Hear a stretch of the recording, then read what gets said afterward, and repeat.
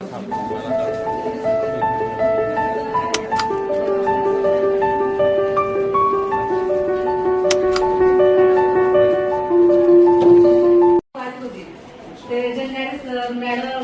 त्यांनी इतकं हे केलं की आता ती पहिली जो बघेल आणि गेम मध्ये इतकी उत्कृष्ट आहे ते सरांनी मॅडम म्हणजे एकच महिन्यात करत सांगितलं मॅडमला मॅच खेळायला पाठवा.